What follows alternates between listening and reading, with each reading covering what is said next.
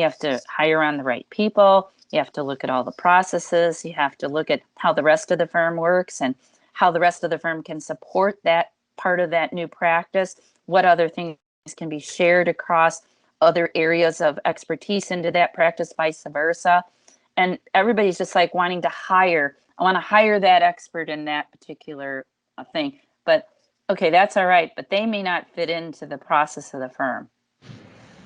You know, so everything you do is about customer or employee or whatever experience you're up to right now, right? And we have to map. We should be mapping our businesses to look at that and to be real about that. And it's our brand, right?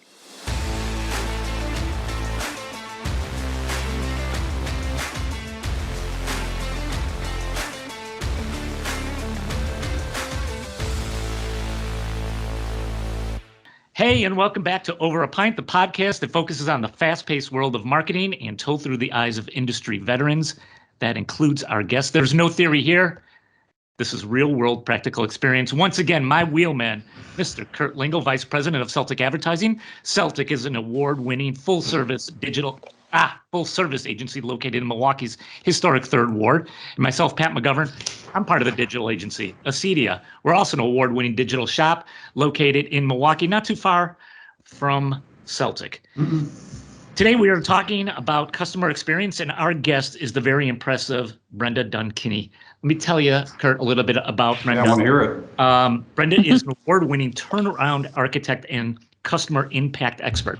Whoever wrote that for you, Brenda, I love it. Well done. She's got an impressive history on delivery side of contact center operations, and she provides innovative solutions in customer service call centers, service desk operations, customer experience management. Brenda is also a sought-after speaker on contact center and customer experience innovation at leading industry conferences. Finally, she has extended her leadership and passion to help young people to the millennium marketplace.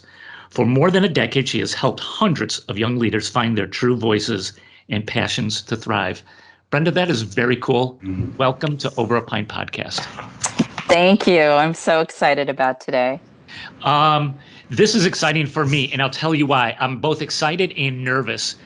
And the reason is customer experience is a bit of a new territory for me. So I'm anxious to get into this with you and learn more about it, because as we go on, this is just it just seems to be an increasingly more and more important aspect of marketing and the impact it has on marketing. I think could be a real point of differentiation. You know, Brenda, before we get into what we're drinking and like kind of going over the pint, yesterday we had a fascinating conversation with Ted Ballesteri. Ted is the founder and CEO, right, Kurt, of Co-owner. Yeah, his grandpa founded it. Of Sendik's grocery stores. Sendik's food grocery stores are kind of an upscale chain here in the Milwaukee region. And he talked extensively about the customer experience and what a differentiation that makes. So on the heels of that, I think this was a really nice conversation. Thank you for being on the podcast. Let me shut up. Brenda, what do you got to drink? What do you have today? Oh, well, I'm drinking out of my pink pony cup today. Yes. Yes. Nice little Mackinac Island place. Yeah. Sitting on the biggest party porch in the world, right? Awesome. Nice. Awesome.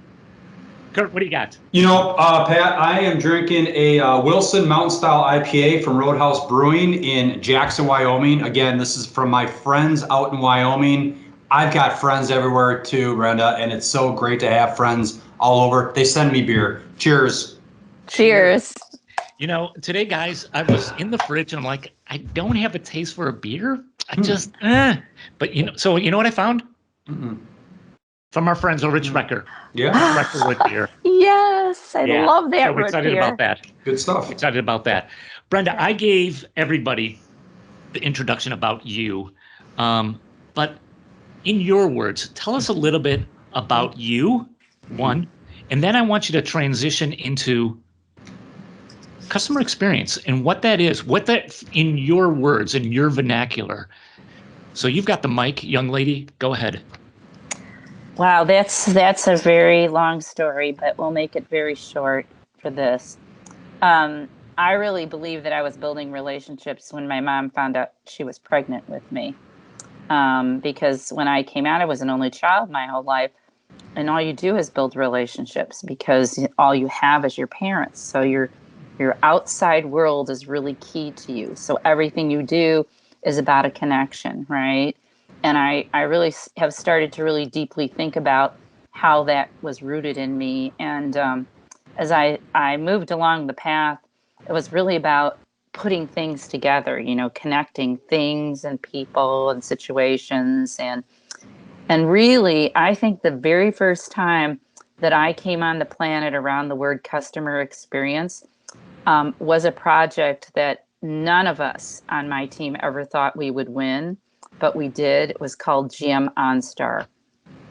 And it was the very first of its kind to bring a contact center and a car VIN along with a very complex platform CRM solution together. And we won that business against every consulting firm out there.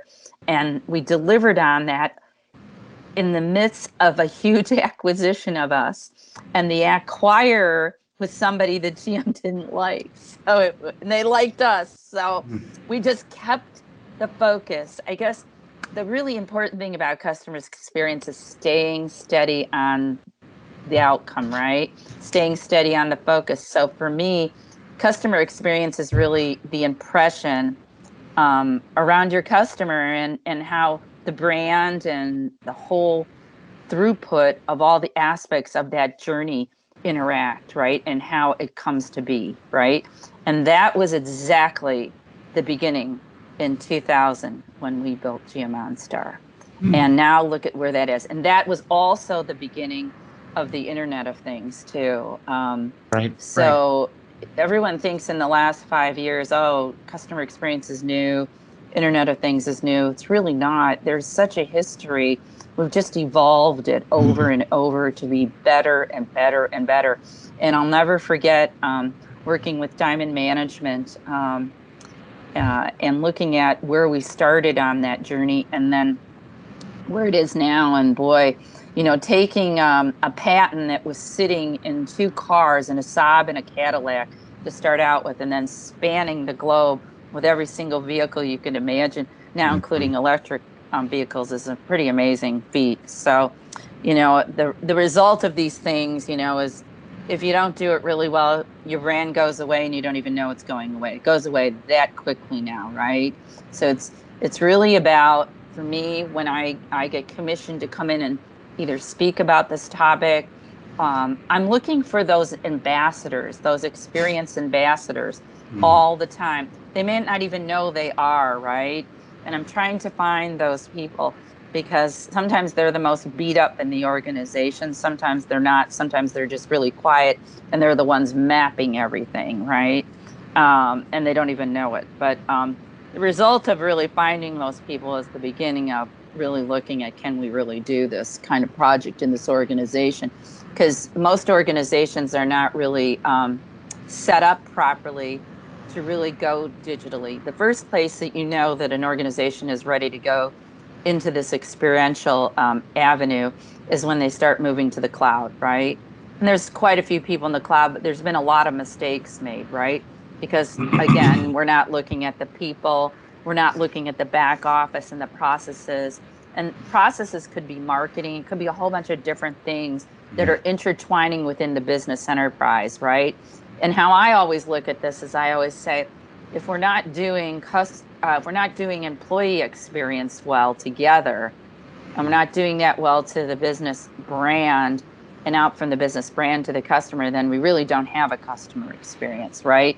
You can buy and just say and hire all you want, but if those things aren't all aligned, they really don't flow well at all, And I think that's where you're starting to see some of the great products and players out there. A lot of people have trimmed back, aligned better, got really focused on what their really big purpose is. Like a lot of companies are now saying, I'm really purposeful around sales and marketing. That's all I'm going to do.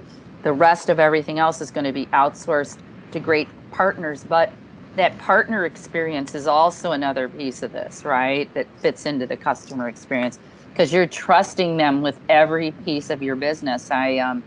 Big pharmaceutical I'm working with now, every single thing they own is outsourced except for what they believe in, and that's sales and marketing. Everything from the real estate to everything. So think about that. So if one little thing goes wrong, everything starts tumbling like dominoes, So you have to really hire well.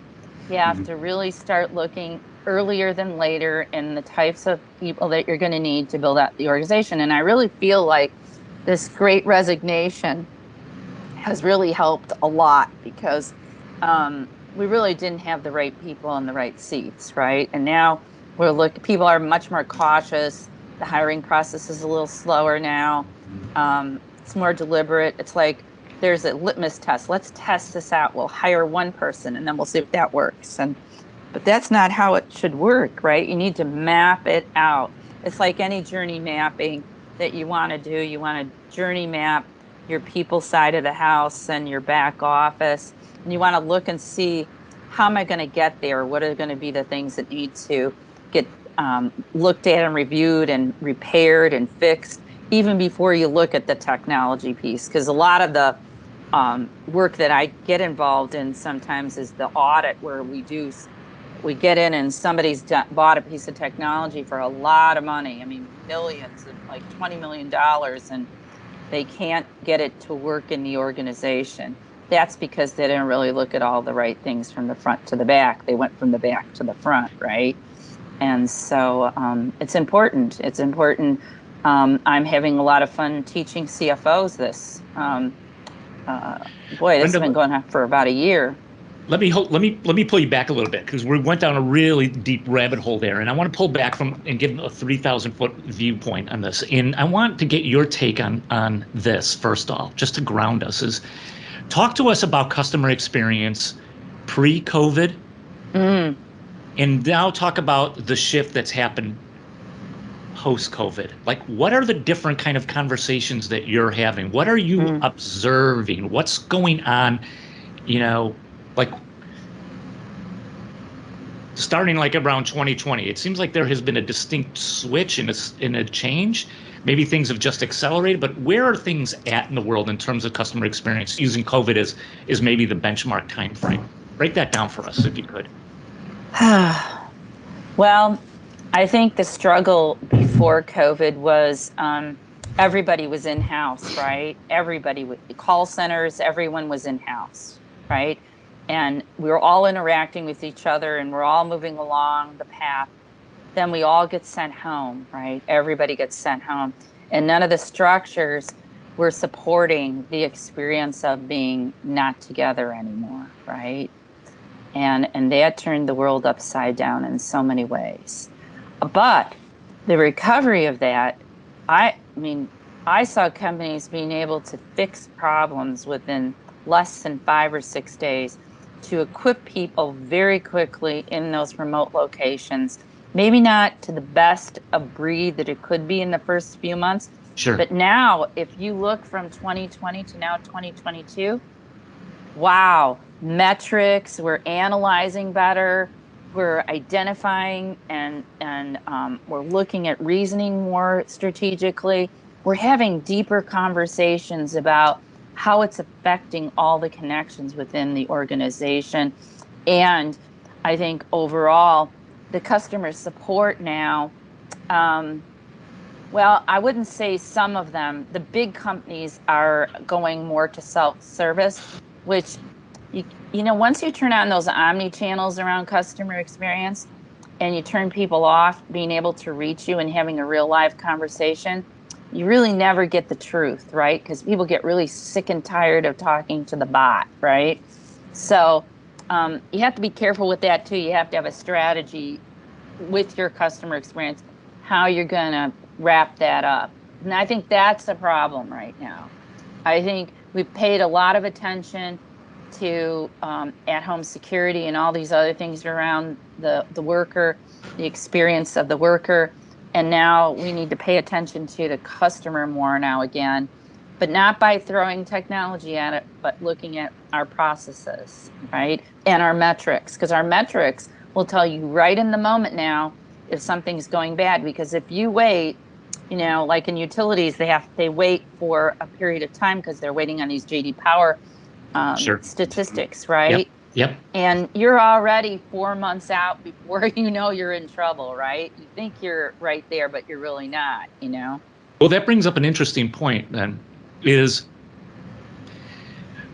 with an I want to look at this two ways. I want to look at an existing company and a new company starting, and take the existing company. What are the signs out there, Brenda, that it's like, hey, listen, you have a potential problem, right? I mean, once people start identifying the problem, it almost seems like it's too late. Too late. Right? Too late. And even the big guys are going to go out of business, right? Right. We're going to see more acquisitions, and we're going to see more companies going away completely. Again, it's about the people, right? The people make this work well. So if the people understand and are documenting everything and are mapping everything out, and we were teaching mapping in 2005. We were mapping things, and I have a customer that still uses that map that I created for her in 2005. She still uses it as her bench point for where her business was then and where it is now. So if people are paying attention, like to what you just asked me, they will know what their maps look like, and they'll be able to see really the progress that their people have been making, right? Yep. So again, using an existing company, Brenda, what are I'm trying to get like a sense for the people who are listening to this who may think, do I have an issue? How do I start exploring this? What are even things that I have to do in order to just like stress test the system, right? To see if I've got issues out there, and if I do, how bad are they? Are they, is a simple Band-Aid, or I got to cut off the whole arm and and start again? This is a perfect one because you guys are a marketing agency.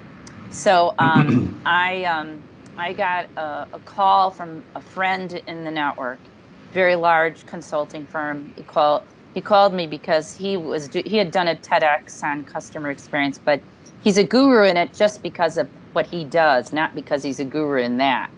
It's helped him to be really, really great. So you get a call from a guy who saw his TEDx, and he's like, I want to hire you. I want to hire you because we don't know how to do that word customer experience like you talk about. And he goes, oh, no, you got to hire my friend Brenda. She's the guru in this. So the whole conversation started. This is a manufacturer of window treatments, okay? And they sell to thousands and thousands of dealers. So it's a B2B business. Got it. And they were taking a portion. It's sort of like when you go to a mall and you put a story and you give a percentage to the mall owner, and then they use it as marketing collateral. It's the same thing in that industry. And they take a percentage of that marketing money, and they provide, cards that they drop to new homeowners, to all kinds of expansive markets like Austin, Sacramento, Kansas City, places where it's fast growing, where their goods can move quickly. But what they were finding, which was just so interesting, and this is where we're going to find the problem. The companies who have been doing the same thing over and over again, just like a rat in a wheel, and they've been making money at it, right? Are not going to make any more money tomorrow because the experience was terrible. I listened to one after another verbatim on these calls.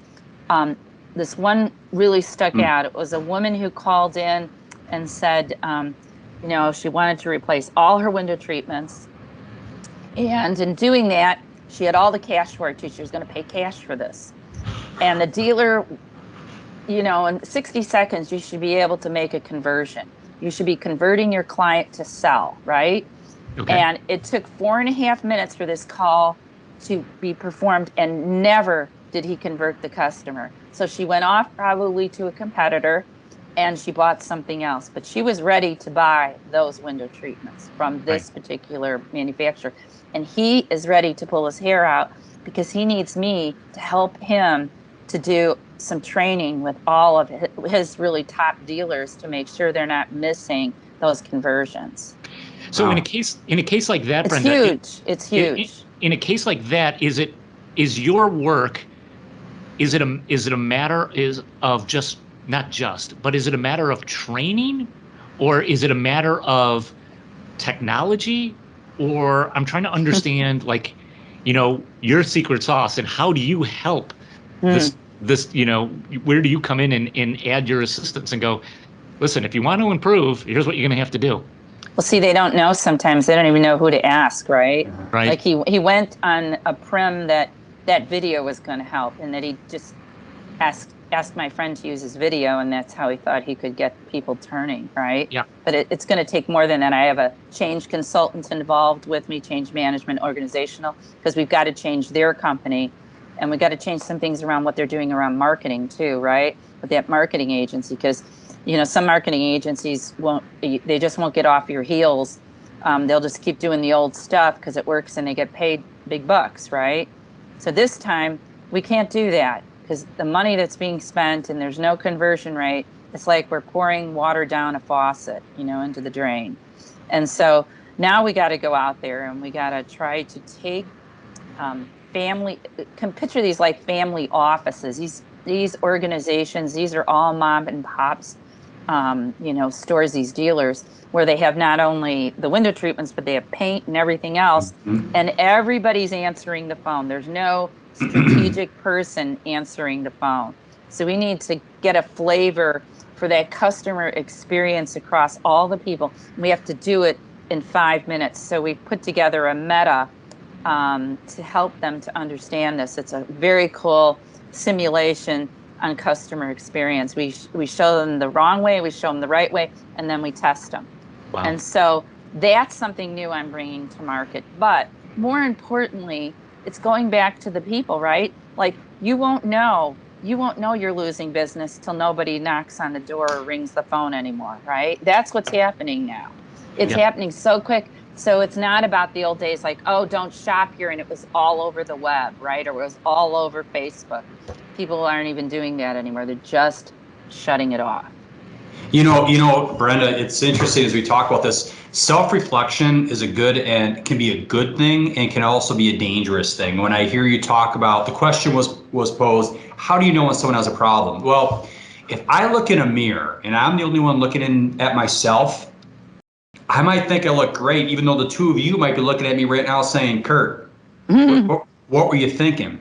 So it's the more I've heard about this, where I can see how unless you really have someone that's coming in from the outside like yourself, and you're looking in the mirror with someone, the problem will never, how would anybody really know? You don't know what you don't know. And even if you look under the hood of the car and I look at it, say, hey, it looks good to me. Well, that's different from when my repair person looks under the hood of the car with me and says, Kurt, that's great. You're not seeing the whole picture. There's some issues here. We got to look at this. It's really, Kurt, the moment of truth, right? Yeah. It's the moment of truth. It's that there's no words that can come out when the moment of truth happens. And I know that I've had this with this client, and he, because he was so heartstruck in sharing this confidential verbatims with me. He's not an expert at that, but he's a champion of change. He'll do what he believes in to make the change occur. And even if those other, there's thousands of these types of situations out there in his ecosystem. And even if some of them don't decide to do it, then it's their demise, right? Because he's going to keep then investing in the ones that are going to do it with him now, because he has got to do that. He doesn't have any more time. He's got to keep going before he loses to his competitors. One of the things I'm hearing, Brenda, is this is so intertwined, right? It's just not a simple. And I'm getting heart palpitations listening to you, thinking about myself as that manufacturer going, I thought I had a relatively simple problem, but it's like a piece of thread that you keep pulling and it just keeps going, right? Yep. So I would think, Brenda, that one of your superpowers is your ability to simplify the complex, right? Yes. And say, let's not eat the elephant all at once, but here's where you got to focus first. and then here's where you got to focus second, and then you have to move here. So help us understand your process. How do you, so somebody has called you in and they've got a problem. How do you start approaching it? How do you start breaking this thing down and start looking under the hood and diagnosing where the issues are? Take us through that, because that seems fascinating to me. It is. In this particular story, I think it's a good one. And there's another good one I can share on a travel one, too, Love to that hear I that. think could be relevant for you. But in this particular one, we got introduced and I just let him talk for the whole hour. You have to be a really good listener these days, because you can start sorting out the truth to the not so truth, right? Because there's some shame in that truth, right? We all Sure. have a little bit of shame when we're not walking down the path we want to walk, and we're itching our head like, how are we going to get out of this mess, right? But Right. it's really you're gonna, if your intention is to make the change happen and do the best thing you can for your company, then the right people are going to start showing up. It's destiny, right? It's destiny how I got connected to them by a very large consulting firm through a TEDx, right? Yep. I didn't advertise on the TEDx, you know? So I listened very carefully to him. I told him I needed to go back and really kind of sort out what my approach was, because he really wanted to do, this is where you start thinking about digital. And you go, okay, so how do I get him to be digital? That's what I kept thinking in my heart. And I realized that if I went the way that he wanted me to go, which was, to do all this manual training, it was going to cost him 3 times the amount of money that we can do with the Meta, right? With the Meta technology. Okay. And so we've developed a prototype for him. And we did it in less than a couple of hours, you guys. Do you know how long? That's before COVID. Do you know how before COVID it would take us weeks and weeks to develop this content? And then you have to find a really good trainer, and then you have to make sure that the self is out of the trainer and that they're really just being present with the materials, and so the training is consistent. This is consistent because it's the same training module that will be given to everyone, and they'll rate the same thing. So the statistics and the KPIs and everything that's going to come out of this training is going to be very sharing and telling. And we'll be able to use that to drive other programming within the organization. And so it really hit me very profoundly, because it wasn't that my partner who does this meta training brought it to me and said to do it. I just thought through it and said, what's the best thing I can do for this client right now, right? It's the same thing that happens to me when I get called in and they buy these expensive customer experience technology platforms, and it's not really meeting the expectations they were told it was going to meet, right? It's because nobody really did the thorough listening in the whole thing and mapped it out, and then decided, oh, well, we've got to clean up these types of situations first before we can actually go to that. And then maybe by the time we go to that, there's going to be some other technology, right? It's the same thing as CRM now. There's a lot of great little incubators down in Austin that are providing the right place at the right time CRM, where you don't need to go buy those gangbusters of Salesforce and all that other stuff anymore, Right. Right. So I think that's a good one. Interesting travel story. My son and his new wife wanted to go away for their honeymoon. They didn't get a honeymoon last year because of COVID. They got married in COVID. And so they decided they would go to Playa de Carmen. And they went through a traditional travel agency, not an online travel agency. Yep. Like they do everything online, these two. They buy everything. They physically went to this woman.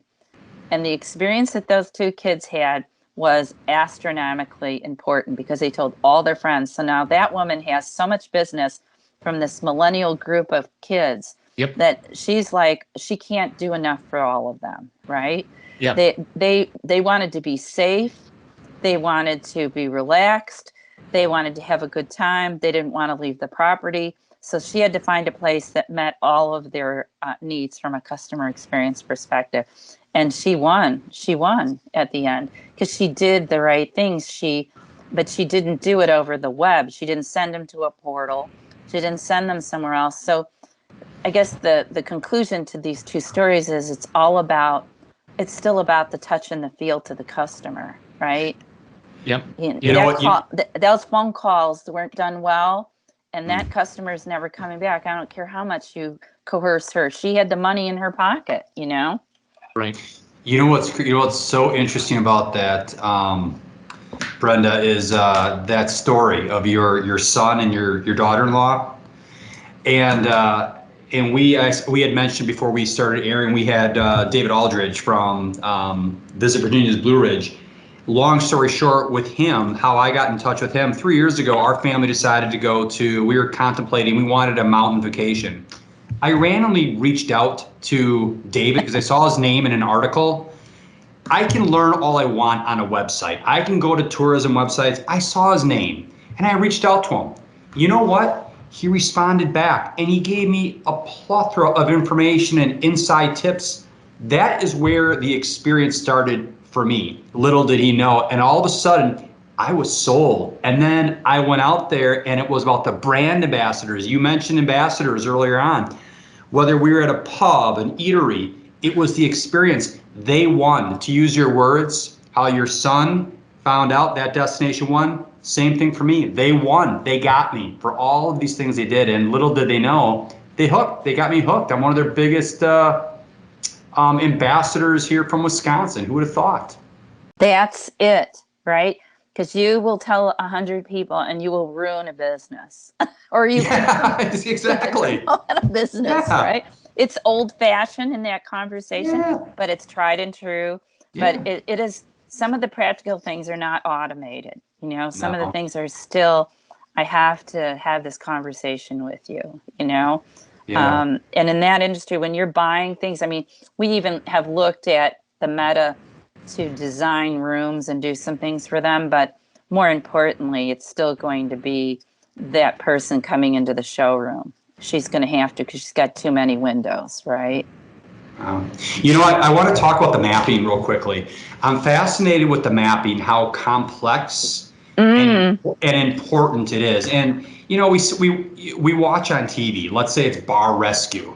Okay, they come in, and in a way, he's mapping the problem. Like, is it the owner? Is it the quality? Is it the help? We don't know. And in a half an hour, he puts a nice bow on it, and he kind of does a mapping. He figures out it's the quality, or it's the owner who can't get out of the business's way. All easy. But I think about what you're doing, you know, in real life, it's like, it's pretty complex. I mean, it's almost like in my mind, Brenda, I'm thinking about like a long domino, and it's like boom, boom, boom, boom, boom. It's like, let's say we have 300 dominoes here. And if something isn't in sync somewhere along the line, I tip it, it's going to stop. And that's kind of where you have to figure it out. Is it domino number 100? Is it domino number 175? You got to assess that. It's very detailed, complex, and it takes time and a commitment. Yes, and you know, people always ask me too. I'm very good at building practices, you know, practices inside consulting firms. And that's not such a simple thing to do, right? Because it's the same thing. You have to hire on the right people. You have to look at all the processes. You have to look at how the rest of the firm works and how the rest of the firm can support that part of that new practice. What other things can be shared across other areas of expertise into that practice, vice versa. And everybody's just like wanting to hire. I want to hire that expert in that particular thing. But okay, that's all right, but they may not fit into the process of the firm. You know, so everything you do is about customer or employee or whatever experience you're up to right now, right? And we have to we should be mapping our businesses to look at that and to be real about that. And it's our brand, right? Somebody asked me today, like, what do you think that your purpose is now? You know, well, that kind of changes some days, you know, depends on the client, right? But my real purpose is to serve. You know, that's my hard given wired gift. And so what I've chosen to do here, it aligns with my story. So Brenda, do you find once in your experience with the people you work with, it's one thing to have the plan and the recommendation and I'm putting the solution out. You've made the commitment. You wanted to hear my recommendation. Here's the plan. Yep. How often in your experience, by the time people make that commitment to work with you and get the plan, are they then executing? Because those are two different things. It's one thing to kind of get the map, but the other thing is like, we got to execute. Yep. Are you finding at that point, it's like, because that's, to me, we're doing multiple things at one time, right? Yeah. And not just going, okay, it's going to take this. We're pretty much, as soon as we hit the ground, we're moving. Okay. It's up to the client, though. If they're not willing to move fast, then we have to work with that, right? Because it's part of their change process, too. Because, they may not be as good at change as they said they were, right? Or other things in the business are driving that. But if the customer is that important to you, and you look at all the projects that are on your plate as a division or as an organization, I'm telling you, if you don't put customer experience as 1, 2, or 3 on that to-do list, you probably should walk away from that account. Brenda, let me ask you this then. With this being such a critical element with business, right? And it's a very defining tactic, channel, a strategy. It's going to make or break you. Who owns it?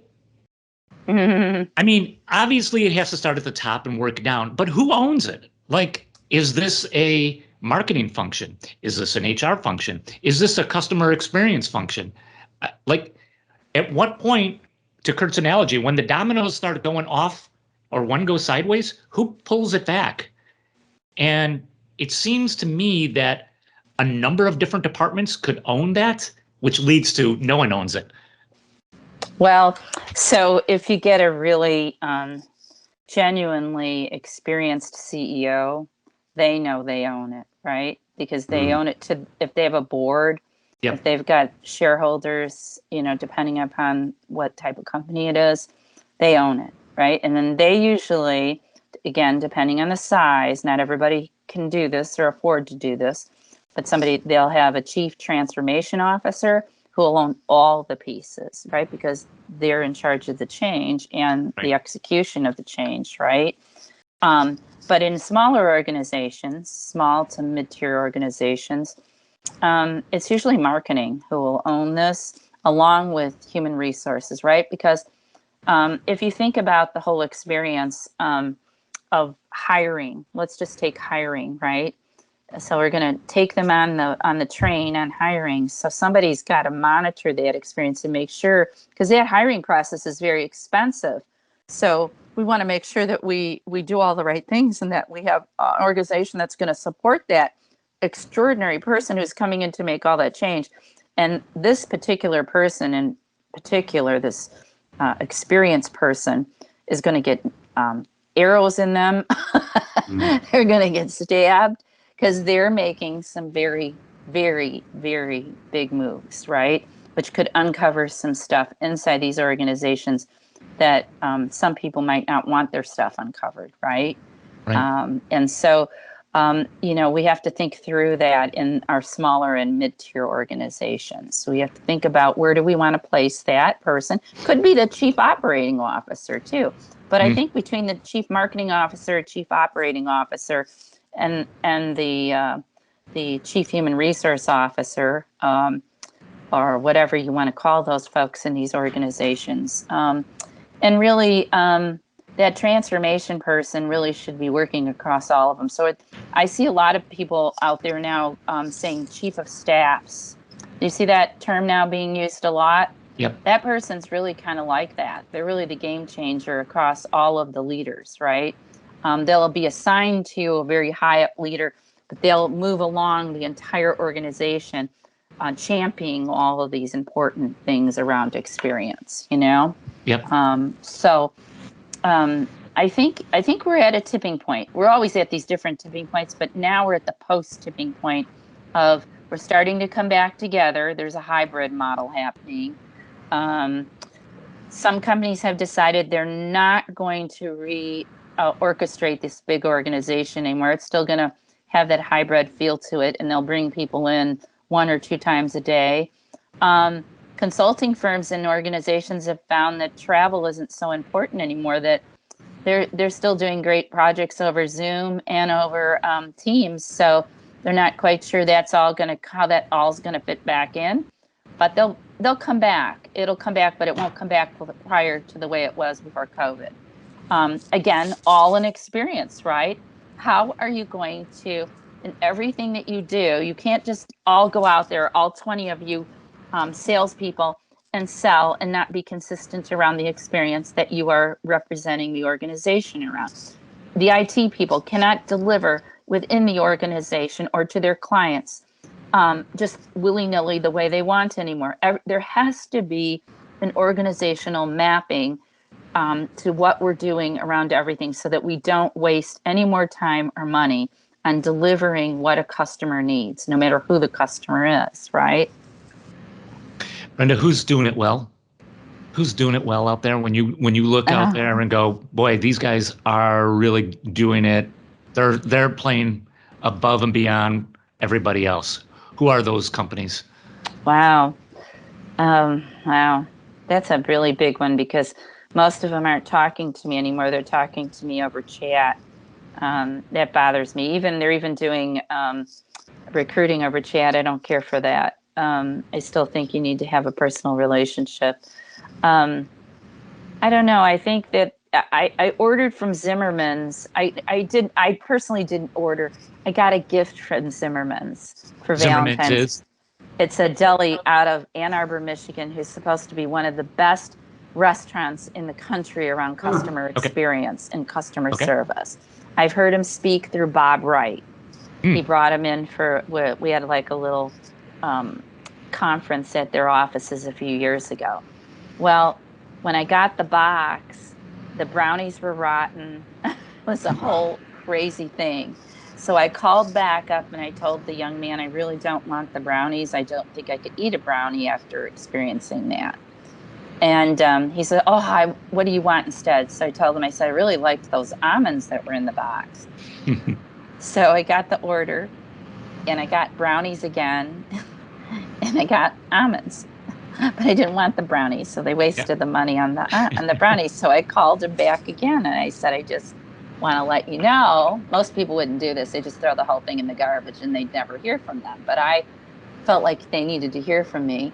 And so then the girl sent me out more almonds, but she didn't send any more brownies. But I'm even seeing good brands like that starting to fall apart. When you ask me who's doing it really well today, I don't know if you guys are familiar with Aldi grocery store. Sure. Everybody thought, you can't shop at Aldi's because, it's this and that. I'm telling you, 80% of their food is organic. It's well kept. The customer experience is really great. They do a great job. Like you were talking about the grocery chain up in Milwaukee area. I think it's all about that extra touch. I wouldn't say any of the retailers are doing anything that I would say, wow, even Nordstrom's. I think Nordstrom's falls short on a few things too now. I like restaurants. I don't know. I tend to eat at home now. I got so used to cooking really good at home. I don't really like to do that much out, anymore. Because I think it's marginal, because they're having a hard time getting help, right? Yep. It's not like how it used to be. So that's a really important question you asked me, because for me to stand up there and say everybody's doing a Disney experience, that's not happening, right? And it's not happening because they can't get the people, right? Yeah. Retail, restaurants, theme parks, all of them. It's just marginal. They're getting along. They're getting along now. So what they need to do is set those maps in place and start measuring. I don't think they're measuring. They're just shooting from the hip. Hey, Pat, real quickly though, you brought up Sendix, and then Brenda alluded to Sendix. It's funny when we had them on. It's funny, Brenda. He was talking a lot about how they play the long game. He's like, the culture over here is like when we sit down and we review on an annual basis, it's not like they're overly digging into, spreadsheets and earnings. I'm sure they do, but what he said, what we spend so much time on is the experience, the customer experience, the employee experience, because he's like, that's where we're going to win, and that's where they are winning. It's like, it's like their touch points are so spot on. I don't remember walking in there having a bad experience, whether it was the cashier, whether it was the stock person, deli. They get it. So Pat, that's I think right away it's like that up here, at least in our part, to me, there's a brand that's getting it. Yeah, I would agree. Hey, Brenda, I got to ask you this. I know we're running short on time here, but I want to get your take on this. We've been talking a lot about companies that develop and are providing a product, right? It might be brownies, it might be almonds, it might be groceries, it might be whatever, right? It's a product, widgets, you name it. But let's say I'm in the service business. Right? Are you seeing the same fundamental issues occurring as companies that produce and provide a service versus companies that provide a product? Is that more complicated? Is it less complicated? Give us your take on that. Yeah, it is complicated. The same problems, not so much the problem from the mid-leader up. It's the mid-leader down that they can't find those resources, right? Mm-hmm. And so again, we're evidently not training right out of the universities, or we're not training right. We need to cut that whole chain off and maybe go to technical colleges or technical schools or whatever we want to call them, and quit saying, oh, you need to, have a 4-year degree to do that, because we need certain kinds of people and we can't produce them quick enough, right? So again, then you're not providing excellent service. Like I did an audit on a very large deal that was out in Phoenix. The CFO brought me in, and it was a partner who had way too many responsibilities, and he had a lot of EF players. So you have AB players, CD players, and then EF players. A lot of junior kids on this. I'm not saying they're not smart, but they need tutelage, right? You need to mentor and to oversee. And in the service industry, there's a lot of liability for not providing good structure. You can't just dump 12 inches of PowerPoint on somebody's desk and say, here you go, this is $6 million worth of something, right? Right. You really have to have low-hanging fruit, and making sure that the low-hanging fruit is there, right? And in this case, that whole project had no low-hanging fruit, and there really wasn't anything that he didn't already know in the story. And it was a shame. And then, with those kind of things, when it's a publicly traded company, you have to wait 18 months or whatever to then get it out to market again and start looking at the same project again, right? And so that's where we waste money. And another place that I think, I don't know how this happened, is supply chain. That's a service, right? Think about all the things that have to come from everywhere to everyone, right? I was just having that discussion this morning with my dentist. And he said to me, he goes, everything in my industry is coming from offshore. Wow. Not for his practice, but just in his industry, in dentistry, right? Yeah. So everything they need is taking much longer, which means, if he has a broken tool or something, it's just everything is taking longer. So that affects the customer experience too, right? Yeah. So it's, I don't know. I'm hoping that we can start stabilizing some things, and I'm hoping that our service companies that are out there are doing the things that mean something in the moment for that client to make those bigger jumps in their marketplace. See, that's what I hope for. I hope that we can all together shape the experience. So if we're in somewhere and we know that we need somebody else to be in there, that's like the client that was the manufacturer with the window treatments. I knew that wasn't my whole project. I knew I had to bring 2 other people in. I needed to bring the person with the meta, and I needed to bring the person that does the change really good, right? So we have to be able to do the best we can for our clients, because that's what they're going to think about when you're done.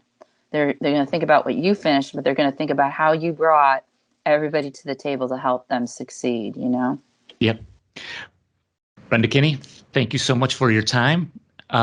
We are out of time, but you've got the last word. So How do people connect with you? How do people find you? Are there any other points that you want to get across before we sign off? The mic is yours.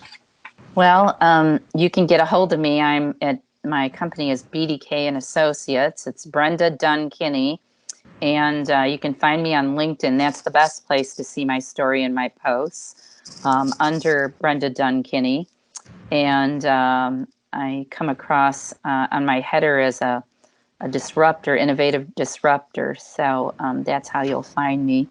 And I guess my parting words to everyone is, it's not a race, but we need to pick it up a little bit. The speed needs to be picked up a bit.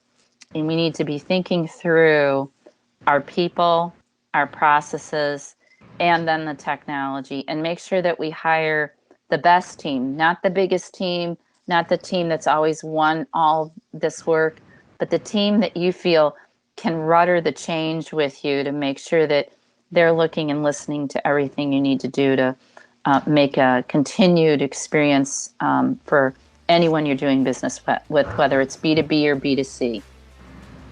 Cool. Brenda, thank you so much for being on the podcast. Thank you, Brenda. Oh, thank you. I really enjoyed myself today. This is my favorite topic. You take care. Kurt, thank you. Thank you. Bye.